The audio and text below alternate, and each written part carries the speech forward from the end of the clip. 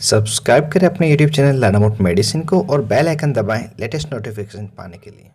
स्वागत है दोस्तों एक बार फिर से आपके अपने YouTube channel learn about medicine में, जहां आप पाते दवाइयों के बारे में संपूर्ण जानकारी। आज के इस वीडियो में हम एक ऐसी स्किन की बीमारी के बारे में बात करने जा रहे हैं जो बहुत से लोगों को परेशान करती है, लेकिन इसके बारे में ज़्यादा जानकारी नहीं होने के कारण यह बीमारी बहुत ज़्यादा परेशान करती है।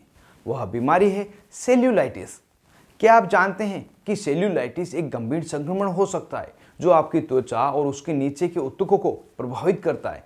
यह इन्फेक्शन बैक्टीरिया के कारण होता है और अगर इसको समय पर इलाज ना मिले तो यह और भी गंभीर हो सकता है। तो आइए जानते हैं सेल्यूलाइटिस के बारे में और इसके लक्षण, कारण तथा ट्रीटमेंट के बारे में।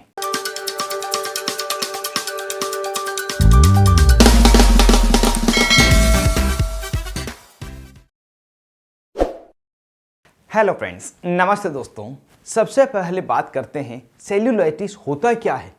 सेल्यूलाइटिस एक प्रकार का बैक्टीरियल इन्फेक्शन है जो आमतौर पर त्वचा की बाहरी परत और उसके नीचे के ऊतकों को प्रभावित करता है। यह तब होता है जब बैक्टीरिया जैसे स्ट्रेप्टोकोकस या स्टेफाइलोकोकस आपकी त्वचा के छोटे से कट या चोट के रास्ते शरीर में प्रवेश कर जाते हैं।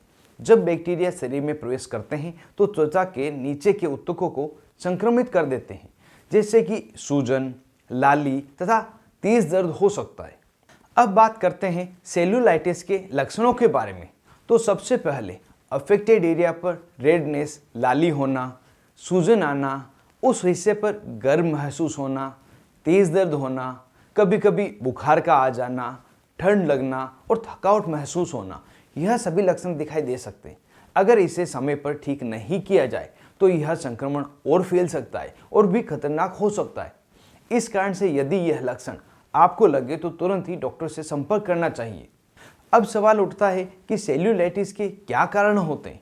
तो इसके कुछ प्रमुख कारण हैं, जिसमें चोट या कट होता है जो बैक्टीरिया को प्रवेश करने का रास्ता देता है। इसके अलावा त्वचा के सूजन या जलन आने वाली स्थितियां जैसे एक्जिमा या एथलीट फुट भी इसका जोखिम बढ़ा सकते हैं। कमज़ोर इम्यून सिस्टम वाले लोग, जिसमें डायबिटीज़ वाले पेशेंट, HIV तथा कैंसर के मरीज, उनमें भी यह बीमारी होने का ज़्यादा खतरा होता है।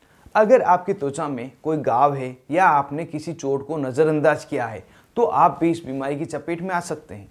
इस कारण से अगर किसी भी प्रकार का घाव हो तो उसको साफ तरीके से रखना बहुत ज़्यादा आवश्यक है। इसी कारण से घाव को साफ रखने तथा उस पर पट्टी बांधने की सलाह दी जाती है। यहाँ वीडियो में आगे बढ़ने से पहले एक इन्फॉर्मेशन मैं आपको और देना चाहूँगा कि आपके अपने YouTube channel learn about medicine को YouTube ने मेंबरशिप के लिए एलिजिबल कर दिया है और उसके लिए यहाँ ज्वाइन बटन दे रखा है। इसको क्लिक करके, इसको दबाकर आप मेंबरशिप ज्वाइन कर सकते हैं। मेंबरशिप ज्वाइन करने पर आपको प्रत्येक हफ्ते 3 से 4 स्पेशल वीडियो मिलेंगे जो सामान्य सब्सक्राइबर को नहीं मिलते, और आपको अलग अलग तरह की नई दवाओं के बारे में अपडेट मिलेगा। तो अगर आप मेंबरशिप लेना चाहते हैं तो इस ज्वाइन बटन को दबाएं और मेंबरशिप लें। अब बात करते हैं, अगर आपको सेल्यूलाइटिस हो जाए तो आपको क्या करना चाहिए, और जब आप डॉक्टर के पास जाते हैं तो डॉक्टर क्या इलाज देते हैं। तो आपको सेल्यूलाइटिस की समस्या होते ही सबसे पहले डॉक्टर से संपर्क करना चाहिए, और जब आप डॉक्टर से मिलते हैं तो वह आपको कुछ एंटीबायोटिक दवाइयाँ, कुछ दर्द तथा सूजन कम करने की दवाइयाँ देते हैं।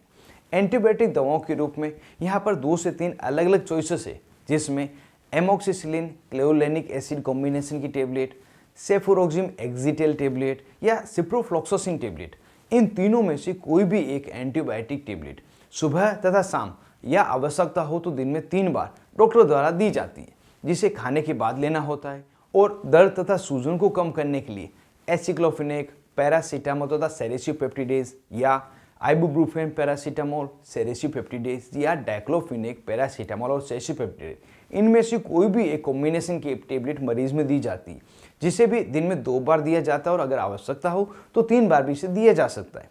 इसे खाने के बाद लेना होता है। कुछ मरीजों में जिनको ये दवा लेने पर गैस्ट्रिक इरिटेशन हो सकता है या लूज मोशन की समस्या हो सकती है, उन्हें रोकने के लिए पेंटाप्राजोल तथा डोम्पेडोन कॉम्बिनेशन का कैप्सूल खाने के पहले दिन में 1 बार और साथ में मल्टीविटामिन टेबलेट दिन में 1 बार खाने के बाद लेने की सलाह दी जाती है। यह इलाज 5 दिन से लगाकर 10 दिन तक जितनी मरीज को आवश्यकता हो लेने के लिए कहा जाता है। इसके साथ में घाव तथा चोट को अच्छी तरह से साफ करके पोविडोन आयोडीन क्रीम लगाकर पट्टी भी करवाई जाती है और तेज दर्द से राहत पाने के लिए सूजन आई जगह पर बर्फ का सेक भी कर सकते हैं। लेकिन यह ध्यान रखें कि बर्फ का सेक करते समय घाव पर बर्फ का पानी नहीं चला जाए, वह खराब हो सकता है। और यदि हाथ या पाँव में यह स्थिति हुई है तो उस हिस्से को सोते समय शरीर से थोड़ा सा ऊपर रखें, जिससे कि सूजन में थोड़ी राहत मिले। और यदि आप सेल्यूलाइटिस की समस्या को पहले ही बचना चाहते हैं तो कुछ तरीके हैं, उनको अपनाकर आप बच सकते हैं। जैसे अपनी त्वचा को साफ तथा सूखा रखें, छोटे घाव को तुरंत साफ कर लें और उन्हें बैक्टीरिया से बचाने के लिए अच्छी तरह से ढक के रखें। अगर आपकी त्वचा पर कुछ संक्रमण हुआ है तो उसे नज़रअंदाज नहीं करें, जल्दी उसका इलाज करवाएं। इस तरह से साफ सफाई रखकर संक्रमण से बचा जा सकता है। तो दोस्तों, आज हमने जाना सेल्यूलाइटिस बीमारी के बारे में, जो स्किन से जुड़ी हुई एक समस्या है। अगर आपको इस वीडियो में कुछ जानकारी मिली हो तो कृपया इस वीडियो को एक लाइक ज़रूर से दें और इसे शेयर भी करें। साथ ही ऐसे ही वीडियो देखने के लिए चैनल को सब्सक्राइब करना नहीं भूलें। और अगर आपके मन में किसी भी प्रकार का सवाल हो तो आप मुझे कमेंट बॉक्स में पूछ सकते हैं, मैं आपके कमेंट का जवाब देने की कोशिश करूँगा। वीडियो में अंत तक बने रहने के लिए आपका धन्यवाद।